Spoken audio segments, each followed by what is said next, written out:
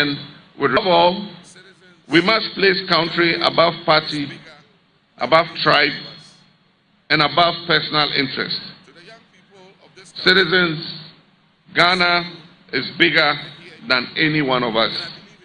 He added that individuals in the private sector also have a critical role to play in building the country's future. Patriotism must be shown through our everyday actions. The citizen who protects public property, the public servant who treats every Ghanaian with respect, and the entrepreneur who opts to invest his resources in Ghana's future.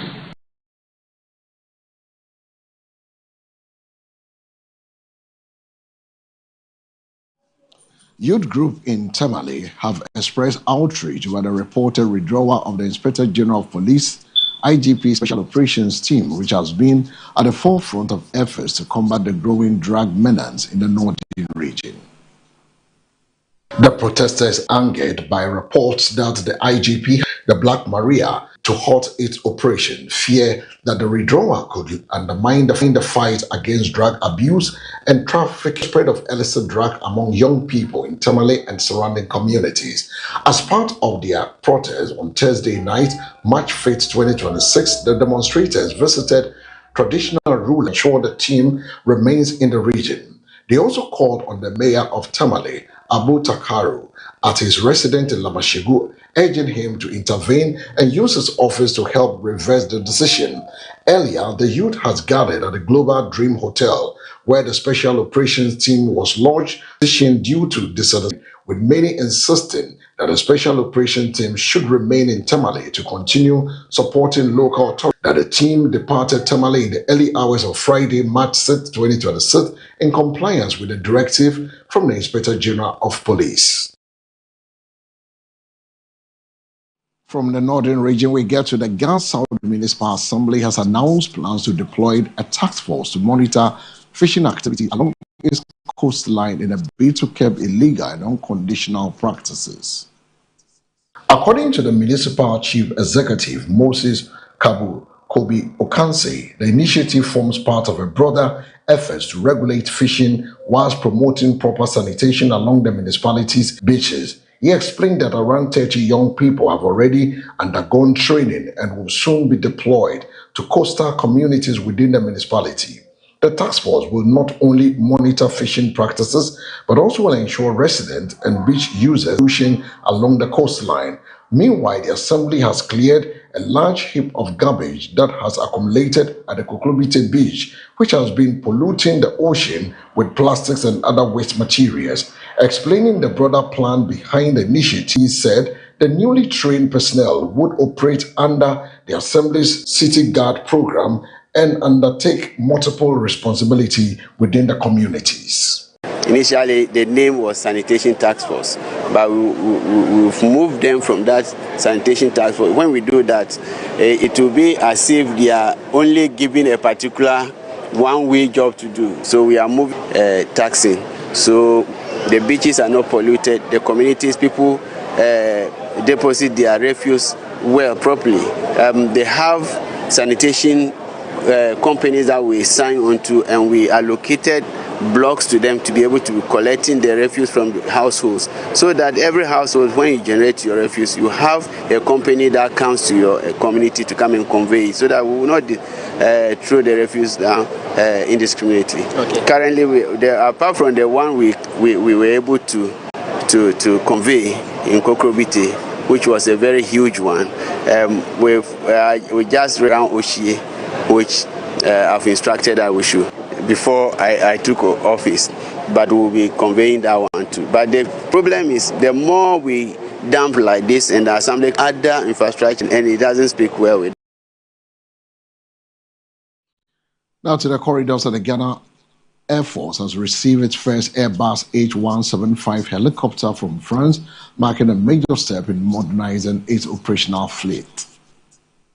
The new aircraft forms part of a broader defense procurement program approved by Parliament to strengthen our armed forces. The state-of-the-art helicopter was ferried from Maghreb, France, and arrived in Accra on Thursday, March 5th, 2026 after completing procedures with the manufacturer Airbus helicopters.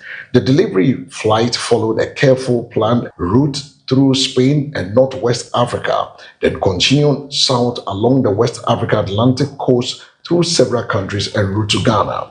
The aircraft is part of a wider procurement of one H160 and three H175 helicopters from Airbus Helicopters, as well as Falcon 6X long-range aircraft from Dassault Aviation. The program is aimed at addressing the operational limitation of the Air Force aging fleet while significantly improving missions readiness and operational flexibility. Upon arrival at the Air Force base in Accra, the helicopter was given a water cannon salute, a ceremonial aviation tradition where airport fire trucks spray arcs of water over an aircraft, creating a tunnel at its taxi's beneath.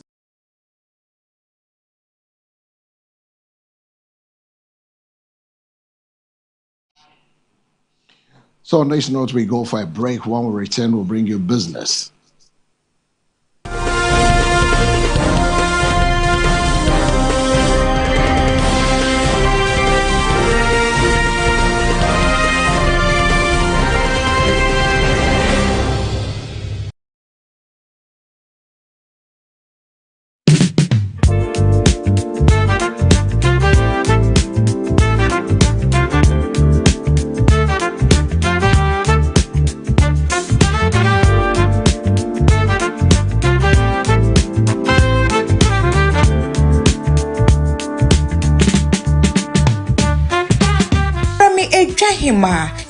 Sauba MBN Jasua Fremio 0245 882128 MBN Jaso Kameho na yendi eja at the right place.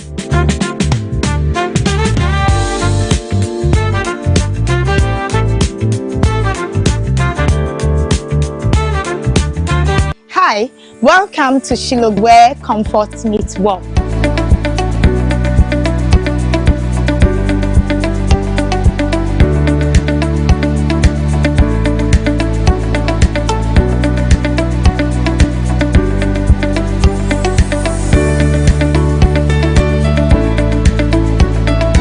Our serene environment and cozy rooms provides a pleasant stay.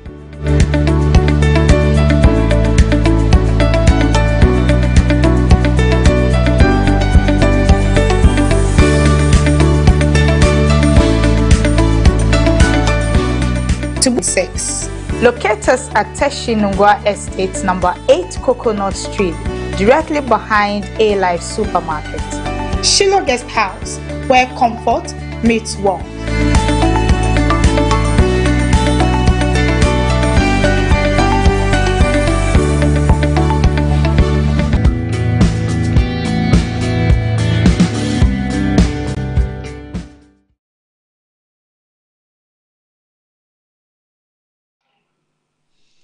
Welcome back from the break. You're so live on the Mega News at 6, live from our studios on the 10th Avenue Extension, Great Estate. On the business economist and a political risk specialist, Dr. Tio Achampo, says Ghana's economy is now deeply integrated into the global system, making it more cases are becoming more frequent, and their impact on economics like Ghana is increasingly unavoidable. He pointed to recent global development, including the Russia-Ukraine conflict, as an example of how a geopolitical tension now sends shockwaves across the world economy. Dr. Champon said Ghana's increasing in shocks inevitably filters through domestic. Have a major geopolitical event. But what the last few years has taught us is that you should expect these things much more often than not. Pressures and whilst external shocks allow policy choices remain critical in determining how the country absorbs those shocks. According to him, sound fiscal management and overall economic governance